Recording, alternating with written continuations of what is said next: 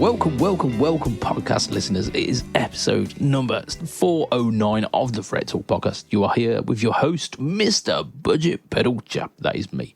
You are joined this week by Lee Padabadababadoo. Say hi, Lee. Hi, everyone. Yeah. How are you? I mean, this is my best radio voice. Bit fucking heavy breathy, creepy. I'm gonna just tonight's easy listening. That's it. Like, we're gonna listen to Rammstein. It's not radio voice. It's very much like call in the middle of the night. I'm watching you sleep. I know what you're wearing. Oh dear, you creepy fuck. Thanks, mate. And welcome to episode number 409 of the Fret Talk podcast. Yeah, like just standard stuff. How are you, Lee? You all good? I'm all right. Yeah, I'm good, man. Thank you very much. Yeah, me too. Thanks for asking. Was going to ask. Oh dear, I shall not now. It's been a sweaty one this week. It's like the temperatures are up, so this is going to be one of those ones where we're either like energized by the hot weather, or we are just sitting in a pool of our own swamp ass. We had a lovely day on Sunday. It was like 25 degrees, which is pretty hot here. We did, yeah. And we went to the local outside pool and sat there and had a bit of a picnic. And it's just really, really nice. I got a little bit of a tan. My wife went red because that's what she does. And snap, yes. Like my wife does that too. Me and my daughter, we go a lovely brown colour, like an olive brown colour. Yeah. And my son and my wife just go like, they're like gingers, but not ginger. It's quite annoying for them. Yeah, my wife goes red and then like freckles up. And your freckles up as well. Yeah. Oh my god. Well, yeah. I'm the same as you. I like once a bit of sunshine hits my skin, it's like, oh, I've got a fantastic tan. Yeah. Yeah, man. I used to be a lot more, but that's because I used to be in the sun a lot more. The sun forgot Sweden existed. Yeah. It's one of those, isn't it? It's up there. It's up there, so it's far away from where sunshine is created. However, the weekend's supposed to be really, really nice, and it's my wife's birthday on Saturday. I've got to say this a little bit quietly because I've arranged a surprise party for her. So by the time this goes out, it'll be it would have happened. But I'll be honest, mate, I don't think she listens. No, but she is in the same house as me. Oh, yeah. You look.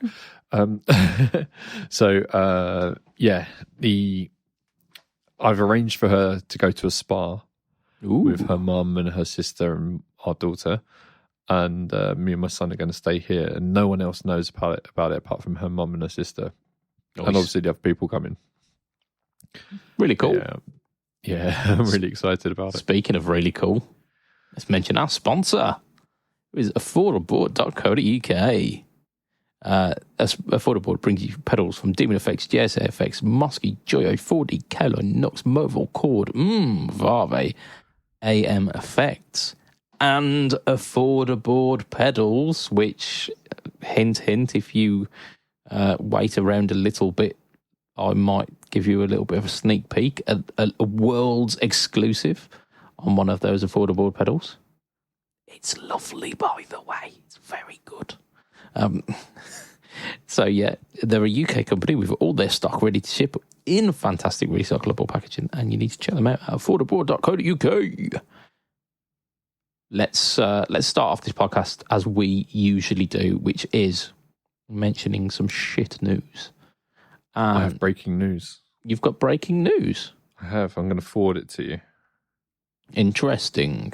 I mean, yeah, if you're doing it via Facebook Messenger, which is our usual. I was going to email it to you because it's an email. Does that work? No, I can't get my emails on here. Can't get me. Just put it in the Facebook chat. It's an email. Surely it's like a link to something. Just take a screenshot. I don't know. Like, you shouldn't be playing with your phone anyway. You should be listening to this shit. No, you're doing a sponsorship. Oh my god! What a peek behind the curtain this is. Right. Let's mention the shit news while Lee logistically tries to work out how to send me a fucking email. Well, I'm trying to work out if 2Notes have just released 5 pedals or they're plugins. I'm going to say probably plugins. Yeah. Right. So shit news is not the 2Notes plugins. It's not a new product, but it's a new iteration of a product. So we've got to cast our mind back to 2015 for this product.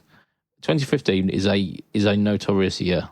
It's a year. It was the year before like all those celebrities died, but it was the like 75th anniversary of like Gibson, or like the 50th of the Les Paul, or something like that. Anyway, it was the 50th of Les Paul, wasn't it? Because they had that year that Les Paul haunted all of his guitars. Yeah, well, they had that weird holographic sticker on the back of the headstock, which was creepy as shit. But that wasn't the reason why people aren't particularly happy with 2015 Les Pauls. It's largely because of the robot tuners, which were forced upon everyone. And essentially, an interesting idea, like the fact that the guitar tunes itself, like essentially, like no more problems with a tuned G string because the guitar will just stay in tune. But people hated on them. The company, I think the company is called Roadie. They sought out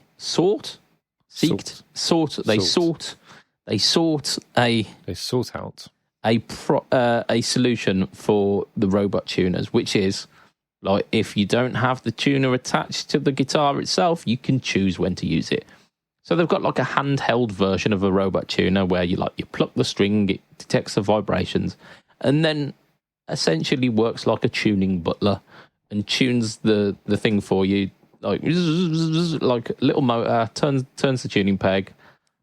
Voila, your guitar's in tune. I don't think that really encompasses the solution. I think the solution is if you don't want it on your guitar, you don't have to have it on your guitar. But if you want it on any guitar, not just the Gibsons, you can have it on any guitar. I think that's where the solution lays. I don't think it's you can use it or not, mate. I don't think that any company goes into business with that business model. Well, it's because it's not a set of tuners. It's like a handheld tuning device that you put on the tuner of any guitar. So it's rather than having to. Yeah, no, I think they're pretty cool. I mean, spoilers, it's shit news. So we've taken a stance on this one, Lee. We, yeah. I didn't write this. As a podcast, we've taken a stance on this one. Oh dear! Fuck you! Won't do as you tell me. Yeah, apparently not. No, but yeah, the Roadie 4 is essentially like the 4th iteration of this, and I put this out on my Facebook recently. Not on my Facebook, on Instagram and Facebook, and essentially, a lot of people were saying the same thing, which was they are solving a problem that doesn't exist. Not true. Well, so they're making things easier for people, but they're taking away the learning from people, and I don't like that. I mean, everyone should learn how to tune their guitars by ear. Yeah. But when you're in a recording situation, you always have to use a tuner, and just to make sure that you're playing, it doesn't always work by ear. To get it precise, it never works exactly. This is a solution to get it to work precisely and quickly. But I mean, if you're someone who just gets one of these when they're new, and then you go to a jam and you haven't got it with you, you're going to look like an absolute pillock.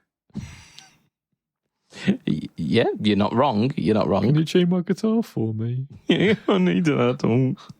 I don't know how to tune my guitar. Oh, man. Yeah, but I don't. I mean, as someone who can tune by ear, I see the benefit of it because I can't be asked. Yeah, and I think that's it, isn't it? But like, let me pull up some of the comments actually, because there were some valid bits of information, and I'll tell you what, I'll credit the people as well. I won't just on both sides of the coin, or just was it all carte blanche against it? Yeah, largely just shitting on this one. Here we go. Right, so we've got Mr. Affordable saying he doesn't like the robot tuners, prefers floor tuner or a clip-on tuner. I don't know why, but I hate clip-on tuners. Oh, I love them. It's unreasonable. It's absolutely unsubstantiated.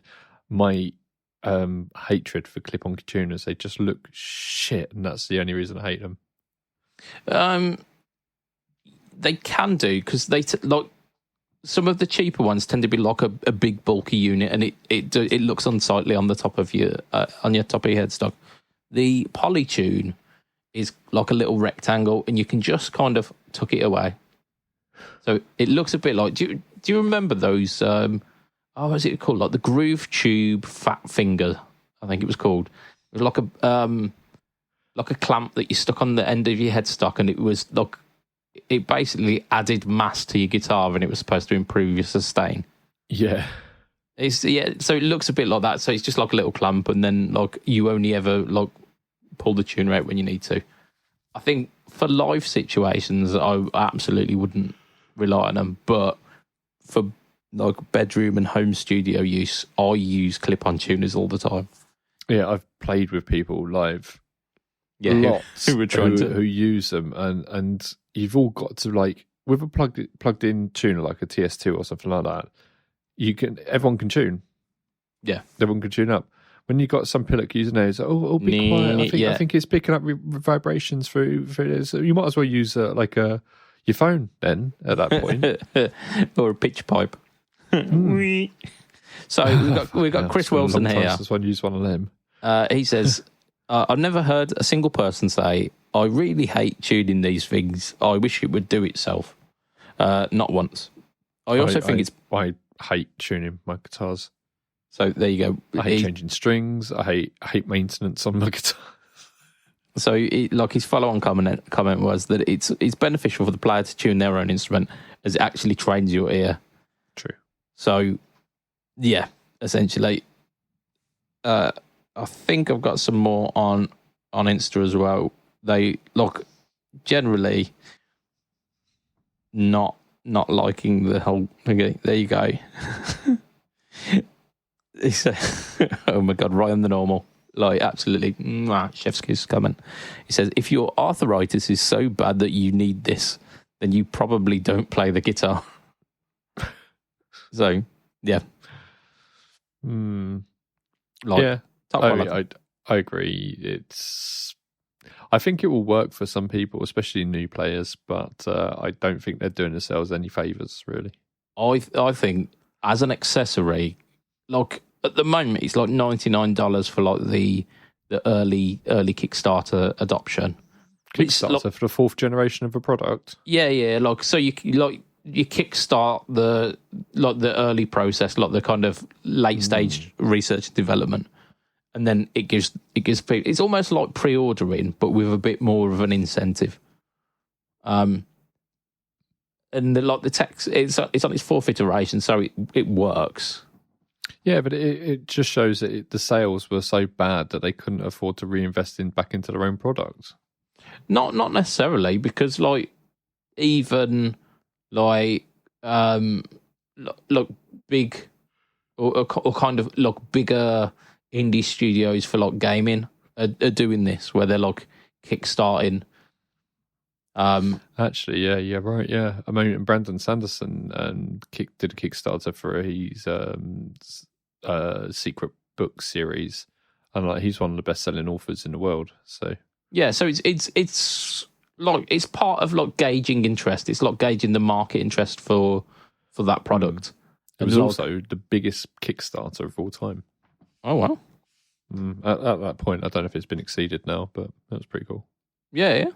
So, look, people are using it.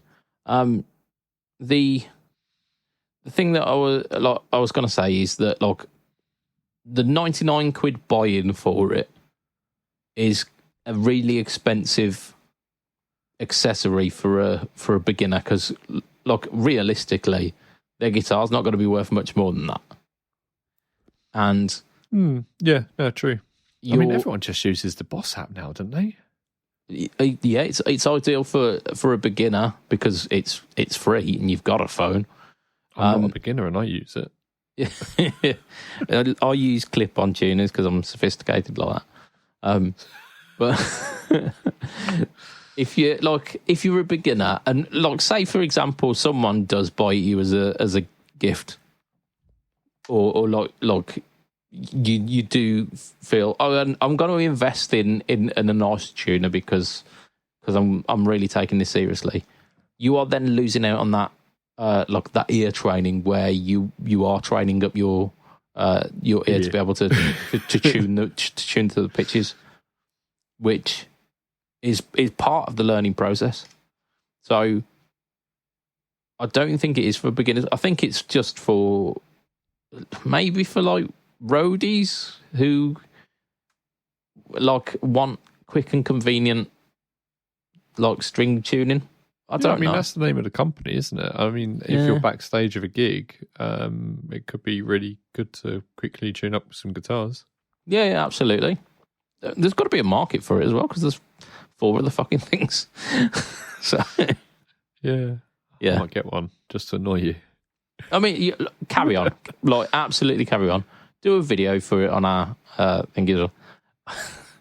Speaking of which, like there were a couple of things that I bought that were a bit dubious, and I was just like, I'm gonna do some videos on these because I want to like highlight the just how kind of crappy these products are, and I've held on to them for probably about 2 or 3 years now. And what are they? The moment's gone. So I think the one of them is it was called a PC pot. A PC pot. And it was basically, it's not a pot to piss in. It's a control for your guitar pedals. That it's got kind of like a metal outer sleeve, and then the pot itself has got like a little slot in it. So that you can only change the settings on your pedal by putting something into the slot and turning the thing, so that you're not going to get like your settings accidentally knocked at a gig because they've got this like weird metal sleeve around the pot. Yeah.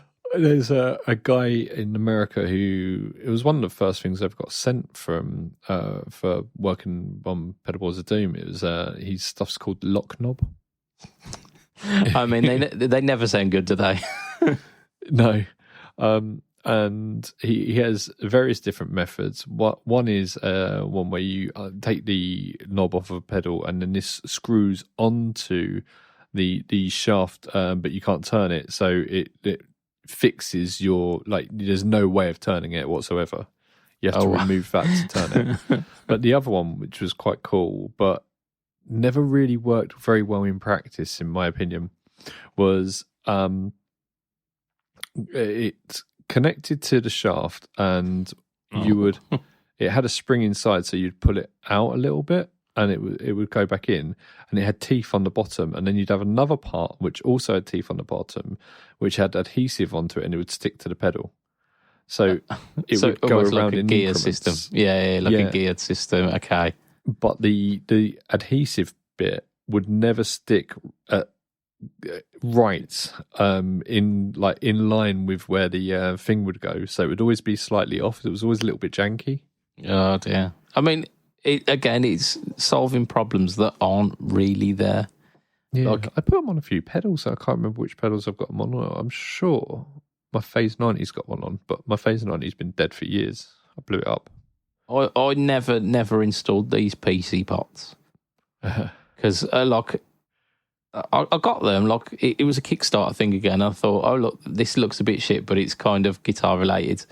I'll support these guys. They came through. They looked decent quality, but I was just like, do I want like a guitar pedal where I can't turn the pots unless because like it's designed so that you can put a plectrum in it and like turn the pots, which like is all right because you've always got a plectrum.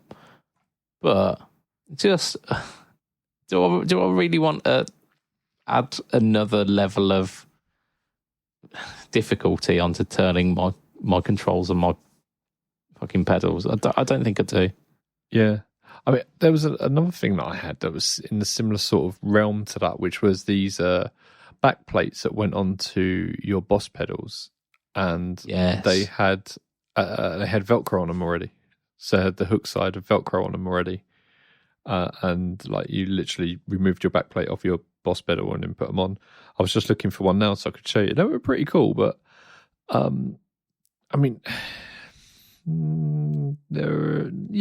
I liked them, but I didn't like also having to have a bunch of back plates for my Boss pedals in another drawer. Yeah, just in a drawer. Yeah, I mean it's kind of cool, and there are other companies who've got like clips for pedals that you put the pedal into like this kind of plastic clip, and then attach the Velcro to the clip itself.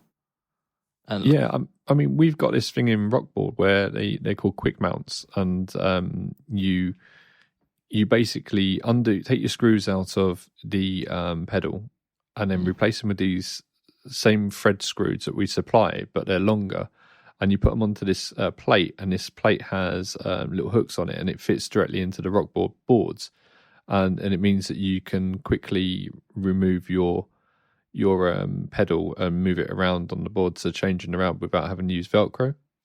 And they also have the same thing but with a silicone pad that goes on, so you don't even have to use the screws, it just sticks with silicone, but the silicone comes off without damaging the pedal as well. It's really, really cool. Yeah, sounds very interesting. Much more interesting than a tuner that tunes for you. There you go. It's shit what news. Was your other thing that you had then? I love these little things. So, I've got some lubricant, string lubricant that's in a syringe. I was like, yeah, I think I got that one for free because it was like one of these Daddario. You buy X amount of string packs and you get points towards their guitar heroin. Yeah, and it does look just like smack your guitar up. But it's it's supposed to be like a good lubricant, and I suppose a syringe to be able to put it into the cracks of the nut slot. It makes sense because it's quite a precise thing, but it just looks shit. Anyway, so we've got some more news. We won't mention that. We'll mention what you've done this week because you've done something that you're very proud of, haven't you, Lee? I have. It might be the best artistic thing that I've ever done in my life. It's and it's utterly ridiculous. So I finished this maybe about a month ago. And I was looking today at the schedule for when things were going to be released, and I realised it was coming out today, and I was really excited because I made a superhero parody video about a Rockboard product, and it was so hard, so much work it went into it. It was really, really, really difficult. And the main thing that caused the issue was it has very dramatic music. It really does, doesn't it? Yeah, and I had to do a voiceover of it where I had to talk like I was doing a movie trailer, and my voice doesn't work for it. It really doesn't. But that's half of the fun of it. I think you did a pretty good job. But getting them to sit in, I ended up having to go to Greg. Do you remember when Josh wanted that Paramore track mixed? And yeah. I ended up sending it over to my mate Greg, because he's a guy who's like done sound for like Foo Fighters and all these sort of thing, and so he knows what he's doing with it. I ended up having to send it to him, and he was like, sent it back like 5 minutes later, done. I've like spent 2 days trying to get it to fit. Oh man! Yeah, well, he's done a fantastic job of it. We're going to get him on the podcast one day. Good. He's so cool. Yeah, he's so cool. He got married recently as well. Really happy for him. Good job, Greg. Yeah. So yeah, it's for the Rockboard mini mod, which is like a patch bay, but a tiny little one. But go and watch the trailer, because it's on Facebook, it's probably on Instagram as well. It's definitely on YouTube, and it's so funny. I sent it to you ages ago, didn't I? Just like getting your feedback on it, and you did. I found it quite funny. I've never laughed at something that I've done myself consistently. Like, I was laughing all the way through editing this for about 3-4 days. Yeah. Just constantly laughing, just at the utter ridiculousness of it. Yeah. I mean, I do some releases that I laugh at quite commonly. I can imagine that. You're a funny fucker. I'm mainly farts, I'll tell you. always a laugh. Yeah, oh, dear. That wasn't me. I fully admit to it. Always. Yes, so that is what I released today, actually. So a few days ago for you guys, and I'm hoping that it does well, because. Well, I kind of am and I'm not, because I don't want it to be like, oh yeah, can you make more of these, Lee? Yeah. Keep going. Yeah. We need more where this came from. Because I made it for the one that we do for the TRS jacks, but we also got one for the DC jacks as well. Oh, okay. And like, I don't want to have to do a Robin version of that. No. Oh, I'll do it like Only Fools and Horses. Oh dear. Oh man, I was at a party recently with a bunch of Swedish people, and they were asking me about Only Fools and Horses because someone had told them about it. Yeah. And I was sat there trying to explain Only Fools and Horses to these people who have got it's just not in their culture, in their pop culture. Yeah, and like White Boy. Yeah, what? You know. Bit of a wheeler dealer. Nah, don't know what you want about, mate. Yeah, I mean, they don't really have markets here, and when they do, they're quite posh. Yeah. So imagine this, but like shit.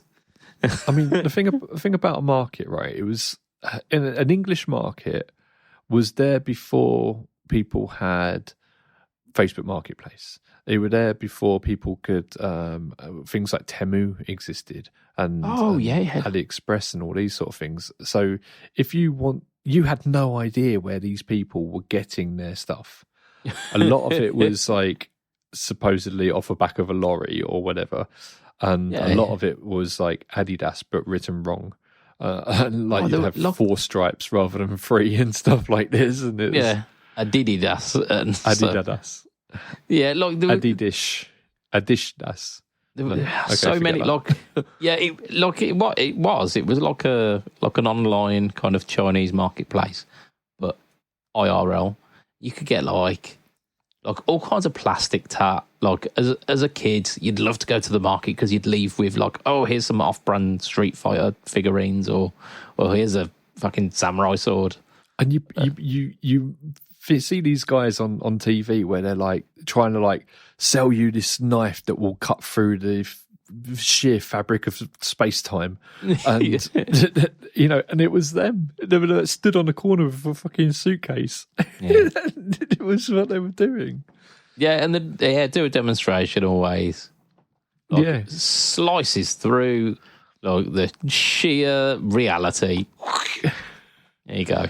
Yeah, and along with these, you would have like the fruit stalls and stuff like that, and there'd always be women's dresses. There'd always be one selling lots and lots of wallets and lighters.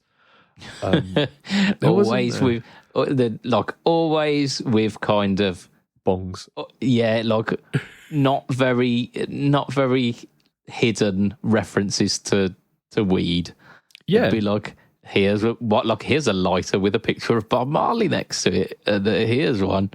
There's just got fucking marijuana leaves all over it. And they would sell those. Like those containers that you would keep your Becky tins, but they would roll. Remember the ones? Yeah, with the self rollers. Yeah, and like they would sell extra long ones of those. Stuff like that. Oh man, but the markets were that they were. I mean, I can understand why people aren't going to them very much and why they're dying out, because people can go and get the cheap shit that they want from wherever. I mean, the toys were awful. Oh, always. It was always like made in China, cheap. Like when made in China meant like poor quality. Yeah. It was really, really, really bad. It's fucking awful. But it's so nostalgic as well. Yeah, and that's what Only Fools and Horses is all about. And like trying to explain that to people who like their version of a market is way up market. Yeah, artisanal it's not the same thing. It is. It's like cheese. It's like really posh cheeses and stuff like that. And it's we bought some cheese the other day that was £50 per kilo. Yeah, Jeez. That's a really heavy cheese. Right. Let's talk about some guitar news. I've included this mainly because I've got a soft spot for these pedals since the Hello Kitty fuzz. Fender they're continuing the Hammertone series basically, which I didn't think would happen, but they've added 2 new pedals to that and kind of a third, but not really. So the two pedals that they've done is the breakup drive, which it's blue. Yeah, it's got breakup written on it. Yeah, so it says it's 2 selectable dynamic clipping stages based on JFETs. Yeah, and then you've got like mid response as well. So you've got like the 2 types of clipping, and then you've got like mids. So we're pretty certain it's going to be kind of blues breaker inspired. It can't not be. Yeah, well, yeah, it can be, but it probably isn't. It'd be very strange marketing. Yeah, absolutely. And then you've got one which is called Boost. It's just literally called. Is that a delay then? Boost. It's got treble bass and level, which that's a pretty good feature for a Boost anyway. He's having like an EQ on it.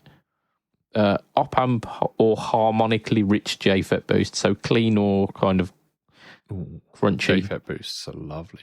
Indeed. And both of these are like 75 quid. So, well within my wheelhouse. Yeah. You've got the Strobosonic Pro. I mean, did they do a non-pro version of this? This is what I was wondering the other day when I was looking at this. Like, okay. Yeah, this one's the Pro, but yeah, can you just give me the standard Strobosonic? I don't think I need the Pro feature set. But it's like it's a similar thing, isn't it? Like very similar enclosure, but without the hammerite finish. And it's a strobe tuner. Stroboscopic tuner, apparently. Yeah, I mean it's a strobe tuner. Yeah, it looks alright actually. Quite a big screen on it, very clear. Yeah, and it's got like 440 on it as well. So I'm assuming you've got the option to adjust the reference for it, because you can get like E432. Is it that people say is the one? So much bullshit.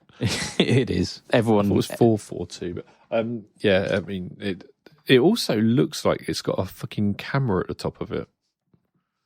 Yeah, maybe that's how they've released it so cheap that it does a little bit of spying on you. Just a touch. It's a bit like Amazon Alexa or whatever. Yeah, that one's €109.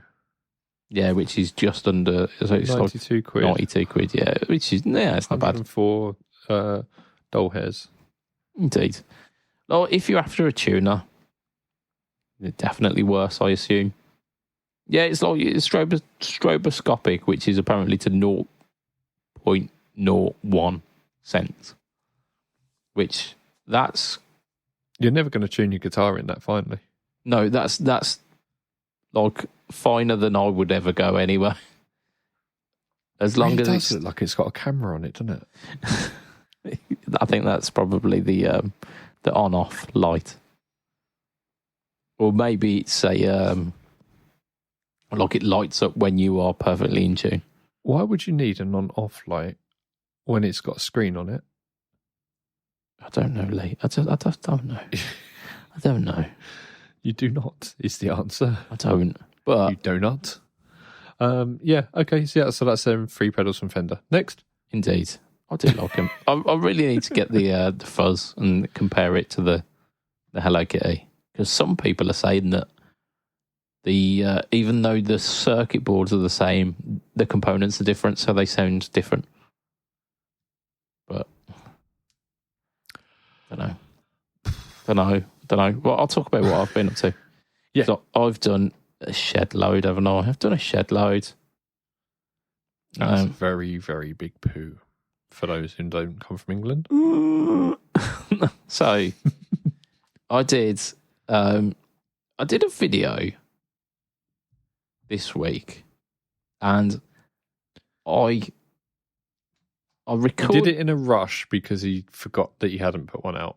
No. So I knew that I hadn't put one out, but I thought because I'd done one for Pedal Boards of Doom as well. I thought I should probably have one coming out on my channel anyway, because the original plan for what was coming out on Friday, I didn't think was going to be like a massive. I thought it would be like, it's like something that is kind of middling, won't pull in loads of crowd.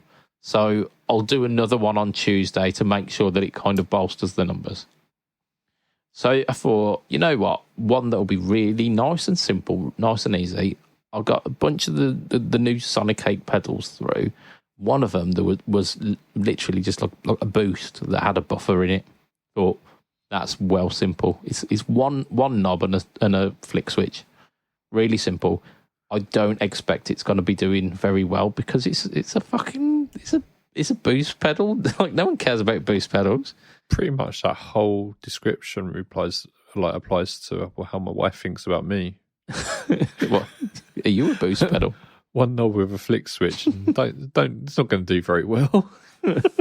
Yeah. I mean, the video lasted 2 minutes as well. So I mean, it's the metaphor is complete, isn't it? Oh, she should be so lucky. You talking 4 players? Oh, got to get undressed, yeah. Yeah. So yeah, I released it. Like I recorded it, and then within about an hour, I released the video because I was running it that close to the wire. Just as an aside, that is the quickest turnaround I've had on a video, like from recording to releasing.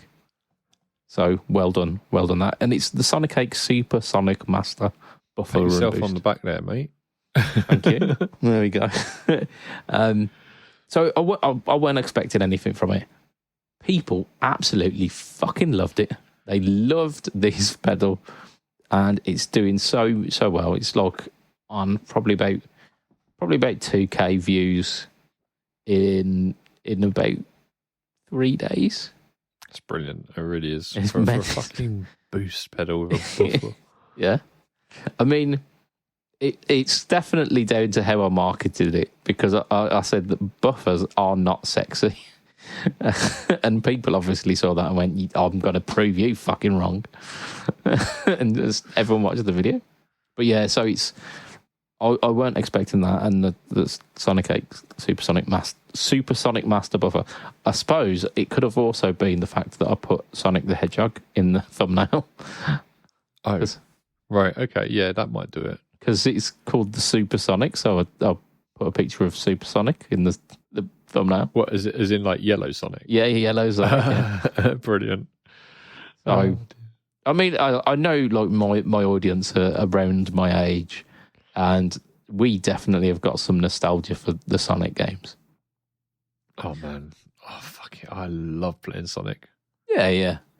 It's good times. It's good times. But like I mentioned, also at the same time, pretty much like half hour afterwards, I released another video about the Sonic 8 Pocket Master for Pedalboards of Doom.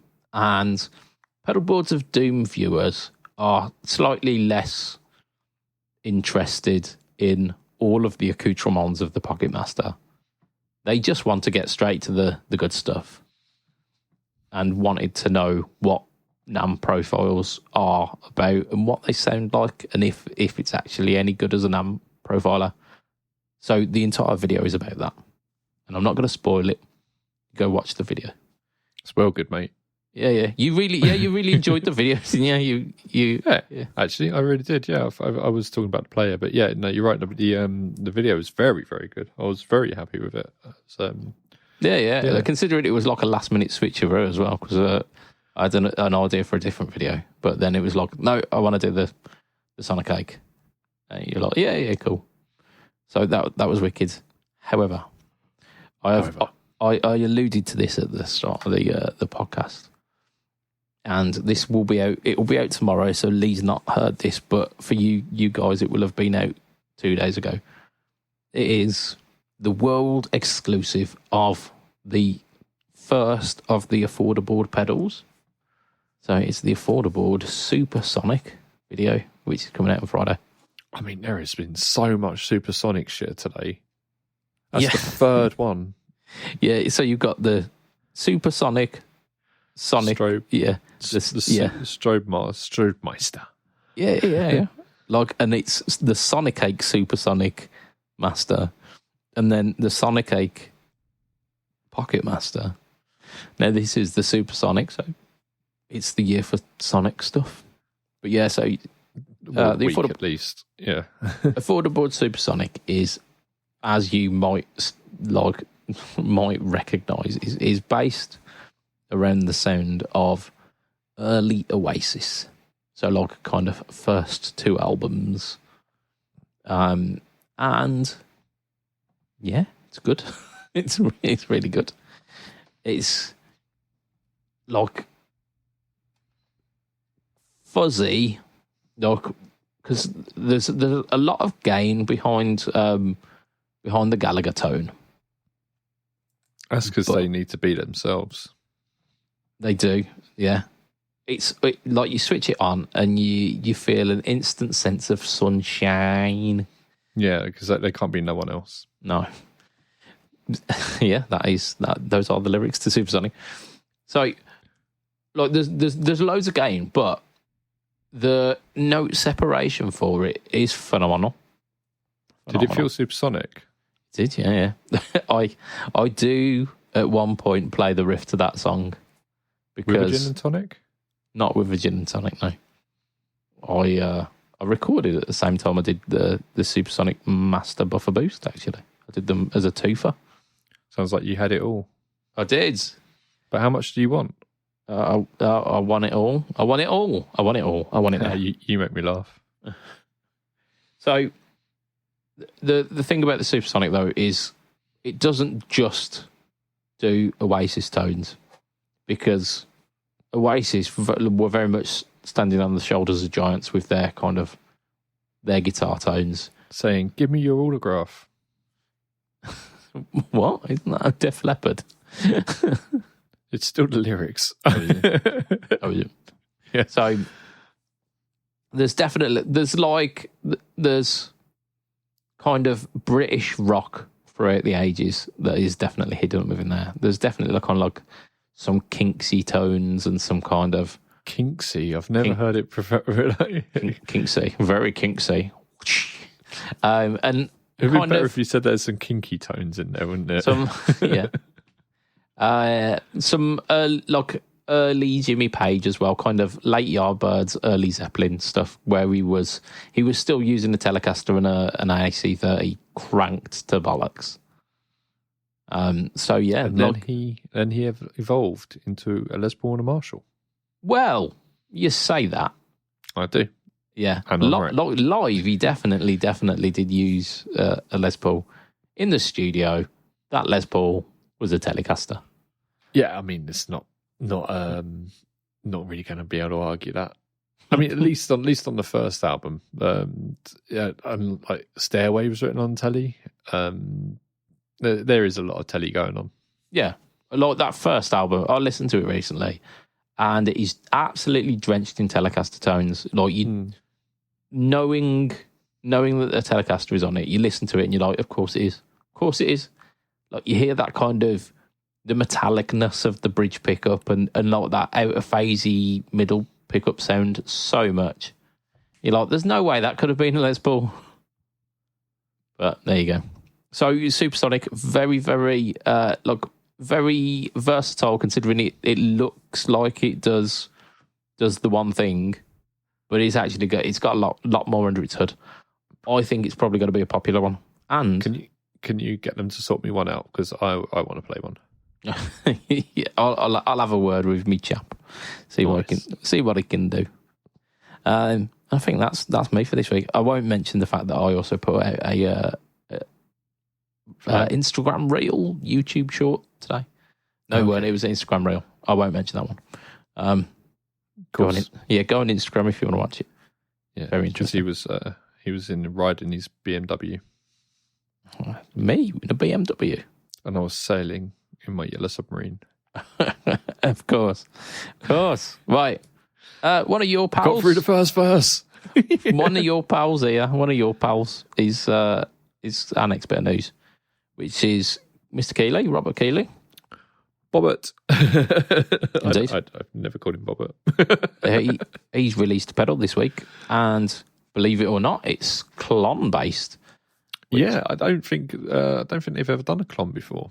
No, it's very much the kind of the flavour of the month, isn't it? The clon, especially with this whole lawsuit that's going, like, kind of buzzing around Beringer. Yeah, Beringer. Real Beringer for love. Bear ringer. Yeah, I mean, that poor bear. yeah. You don't want to be poking a bear's ringer. I mean, maybe you do. I'm not one to judge. The Keeley Manis. I don't know. Manis. And like he's been taking a big piss out of everyone, like naming it wrong, like putting up like pictures of mantises next to it and stuff like that. Yeah. It's quite funny. So there you go. We've managed to avoid calling it the mantis. It's a clon. It's very much a clon as imagined by Robert Keeley, because it does more than just a sound, doesn't it? Yeah, it's got the two tones and the two drives, but it's not. It's pretty cool. I like it. I like that enclosure that they use for the Muse drive, Mark III drive, and a bunch of other pedals. I think there's like 5 or 6 of them now. Yeah. So they sit really nicely next to each other as well. They do. They got the top mounted jacks, and they got like the kind of flatter sides. So yeah, like very much encourages getting a couple of them so that you kind of save that lateral space. It's got the controls you'd expect. It's got level, tone, and drive. It's also got a flick switch for kind of stock tone control, but then extra bass tone. But then it also has a flick switch on the other side, like towards the drive, for germanium diode clipping and germanium transistor clipping, which is an interesting one. I'd like to hear it. We actually have one on the way. Well, no, not on the way. It's arrived. Scott has one now, and we will be releasing a demo of it. We will. Pretty soon, hopefully. With any luck, this week. But I haven't asked Scott. I know he's a bit busy at the moment. Yeah. So, with any luck, we can. It doesn't do itself any favours the fact that it's called Mantis, but the symbol on it kind of like makes you think of a mantis. Yeah, it's got like a mantis head kind of look, isn't it? Yeah. Yeah. Yeah. They're just fucking with us, aren't they? I mean, that's Robert Keeley, isn't it? Robbie Ray as well. He's like he has a lot of input on this, and he's a cool guy.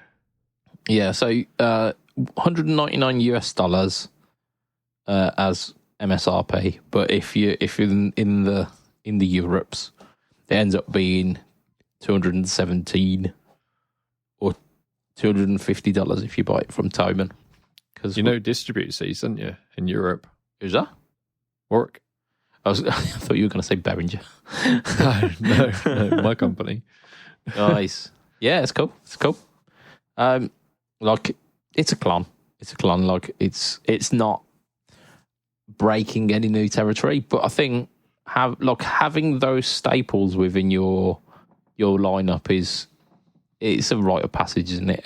Everyone's got them on. Yeah. Well, when I am in Germany next time, I will make a pilgrimage to get one and have a go of it because I really want to play one. Yeah. Yeah. I'm sure it'll be lovely. Like Robert doesn't tend to make rubbish. No, he doesn't. He does very good stuff. Yeah, he does. Defo does. We've got one last little bit of news. No. Can we cover the amp that we haven't covered for weeks and weeks and weeks and weeks and weeks? It's too old now. It's too old. And the world wants this Telecaster. No one wants this Telecaster. No one listening gives a fuck about a Squire. They do. They definitely do. Put your hands up in the audience there if you can see that no one. 1, 2, 3, 4. That's half of our audience. There we go. So Squire Classic Vibe 2025. They're bringing out some like little revisions in the Classic Vibe series to kind of zhuzh it up a bit because Classic Vibe's been going for yonks. Been going for absolutely yonks. And bit of a classic. Absolutely. You've got your standard stuff. Like there's a 60s Telecaster. There's a Telecaster Deluxe as well. There's a thin line Tele. There's a 50s Strat, 60s Strat. Like you kind of standard stuff. I think they even do like Jazz Masters and stuff in there, don't they? Stuff comes in and comes out anyway. Jazz. But here you go. So they've reimagined the 50s Strat. Here you go.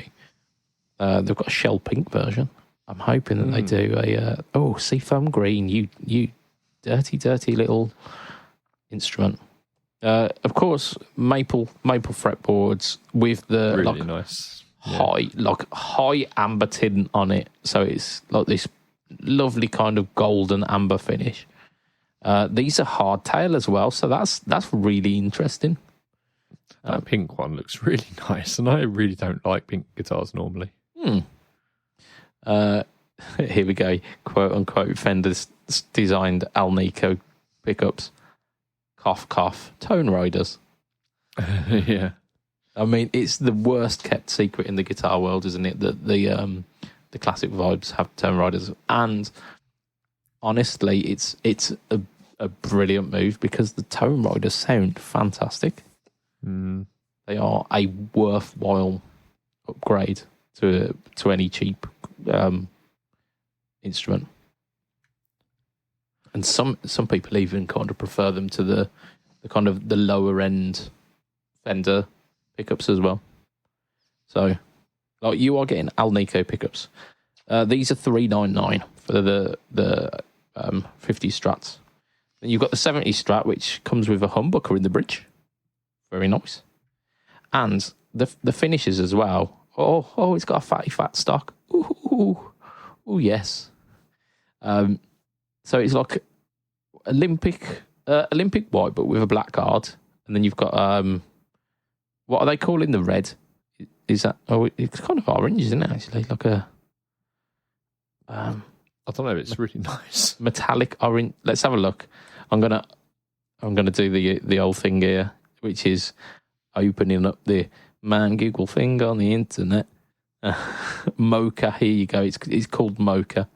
but Mocha. It's Mocha. like an orangey, very, very light brown, I guess.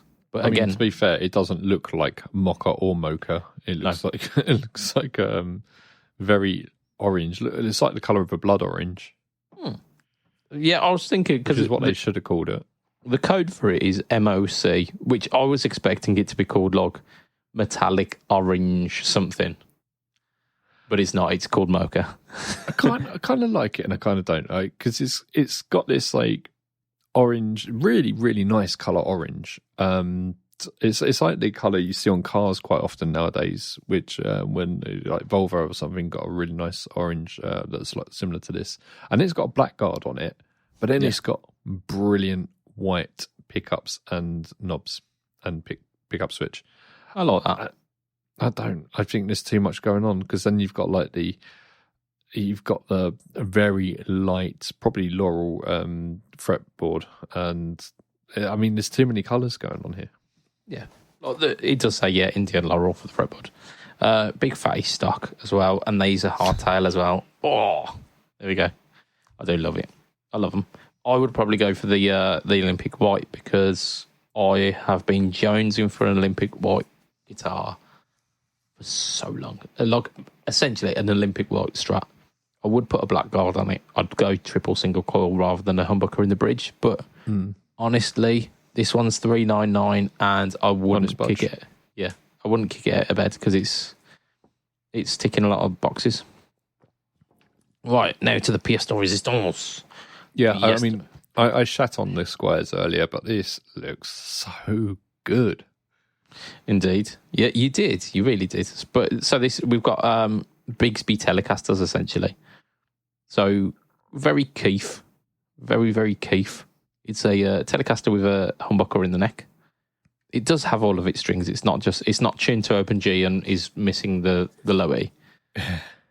Although you could do that if you wanted to. But it comes as standard with a Bigsby on it, which is phenomenal. Absolutely phenomenal. They do it in Lake Placid blue.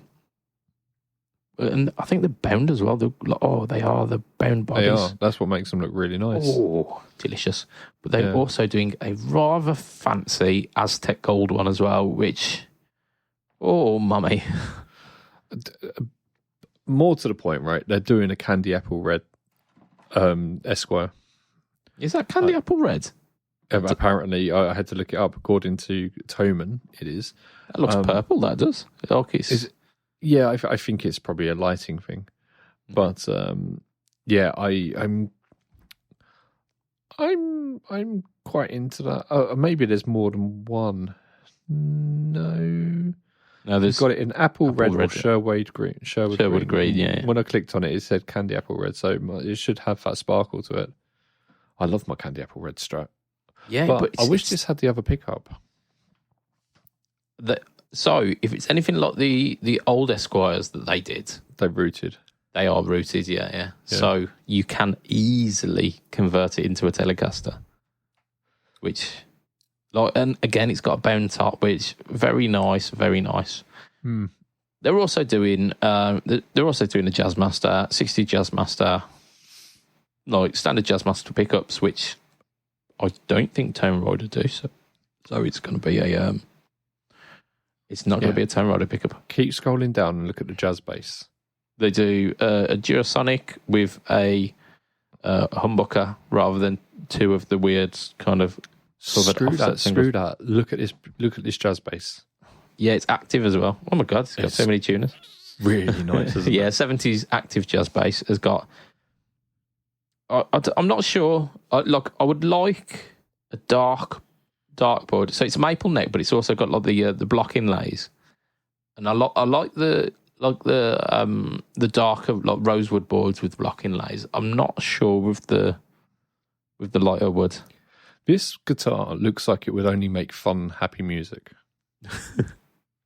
Yeah, like you couldn't play metal on it, even if you were like the best metal bass player in the world.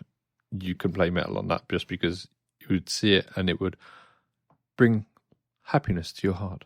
It's definitely got vibe to it, and it like you're playing something with a groove on this. Yeah, it's like a metallic turquoise, quite a light blue, almost turquoisey color, with a very light maple neck. With as Budge said, block inlays that are also like mother of pearl by the looks of things. I want that. It's 5-string as well. It's really nice. The one of them has got the dartboard on it as well. Like they've got a few colours, and the one of them, like it's the orange one. Yeah, sunburst, like kind of cherry sunburst. That's pretty. However, if you scroll down a little bit further, it is all over, because this is the one. This is the one, which is the Teles base. Now that is mocha. That is mocha, yeah. And that is nowhere near the same colour as the other one. Oh, not at all. The other one was orange. Whereas I would have this one. Oh! So they're doing it in mocha, and they're doing it in vintage white as well. I think I'd go for the mocha. Mocha. I mean, you say potato, I say mocha. Let's call the whole thing off.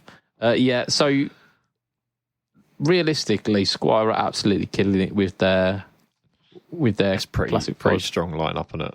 It is. It really is. You were ready to shit on that lineup, and I was like, "No, Lee, come on, we've got to give it a chance." And now I don't need a new bass. I mean, do you want to make any more noise? Are you all good? I mean, you were the one farting. I weren't farting. I don't need another bass. I've got 2 basses. I ever use one, but I kind of want that Teles bass. How much is it? 428 quid. That's not bad. This is the point in Budget's life where he'll now go to Tome and start looking at the equivalent Harley Benton. Oh, he's not wrong. He's not wrong. But that's where we're gonna wrap it for this week, because that is the podcast. We've got no more news. Absolutely none. What we do? We've got 5150. Let me cover that quickly. There's an EVH 5150 combo. There is, yeah, and there you go. It's a 1x10. Yeah, it's like, what is it, like 15 watt as well? So, not really what you want, but there you go. So that's us for this week. I'm going to extend a thank you to you listeners for making it this far. You are absolute legends, as always. You're the kind of people we like. You've made it to the end of our podcast. You're good people. Keep doing what you're doing. We're going to extend a thank you to Mr. Affordaboard, who, congratulations on releasing 2 pedals, because he's released the Filthy Rat as well, which, stay tuned, there might be one of those coming up on my channel as well. I'd be very surprised if it wasn't. Absolutely. And then we're going to extend a thank you to our Patreon backers, who, for as little as $2 a month, you can be part of this exclusive crew. And what that gets you access to is additional Fret Talky goodness. You get an additional 20 minutes, half hour, usually every week. Sometimes it even goes longer than that. And we take the gloves off with the Patreon stuff. We can be a little bit loosey goosey. Yeah, a little bit feisty. Kinky. Indeed. Yeah, just like the Kinks. And you also get your name read out on every podcast. Which, aren't you lucky? Yeah. I mean, $2, what's that? This is equivalent of about £1.60. It's not much. Anyway, so the people who are our current sponsors are Mr. Adam Yeomans of Chef Tone Effects, Mr. Hugh G. Erection, Mr. Mike Oxlock, Mr. Gary Goldencock, Mr. Ben Fletcher of Fletcher Pickups, Mr. Brian Gower of the Tone Jerks podcast, the Second Born podcast. Turned into Bane then. And the Off the Rails podcast. We've got Mr. Diabetes Foot. Yeah. Yes. I've got to admit, I've not watched that Batman movie. So have you not? No, I don't give a shit about Batman. We've got just Mr. Jason. What, sorry? Just the mini mod. The mini mod, yeah. We've got Mr. Jason Morton of Jason Morton 82 and of PBOD YouTube. Yeah. And we've got Mr. Gareth Brand. So if you want to catch me online, that's me. That's the sound of an erection, sorry. If you want to catch me online. Watch me online. Yeah, I mean, please don't try and look at my erection online. If you want to catch me online, you find me at Instagram, Facebook, YouTube, and Threads, which I am being a lot more active on now. And they're all at / BudgetPedalChap. And of course, No Talk Alternative Series lives on YouTube. You get a few clips, maybe sometimes on Instagram. Again, like I'm getting like super active on Instagram as well. Like loads of like video content, reels, and all this shit. I'm just like stepping up my game. So follow me on all of those things. Lee, where do we find you online? You can find me on Pedalboards of Doom, on Facebook, on Instagram, on YouTube. You can also find me running the socials over at Rockboard and Fawn Sound Labs, and our Fawn Sound Lab pedals will be hitting the shelves any day now. I have good authority that they are in a transit to the shops and so on and so forth. So that's really, really good. Actually be in a transit as well. I doubt it. It's probably going quite a few of them. Yeah. So that's where you can find more. Yeah. It's your turn now, mate. It is my turn. I mean, my turn then goes. That's us for this week, and it's gonna be a tatty bye from myself and from Lee Padabadababadabadadoo. Who? That's you. Oh. So tatty bye and good night for this week. All right.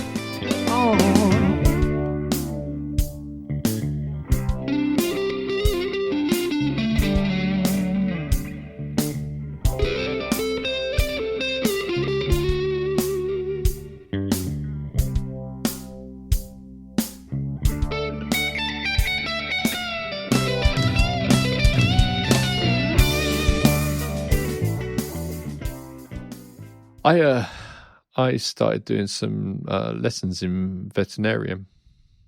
Okay. To become a veterinarian, yeah. Okay. Is this a joke or just No. I had my first case the other day. It was a cat. Okay. Yeah, it came in. It said meow, and I said, "I know, but where?"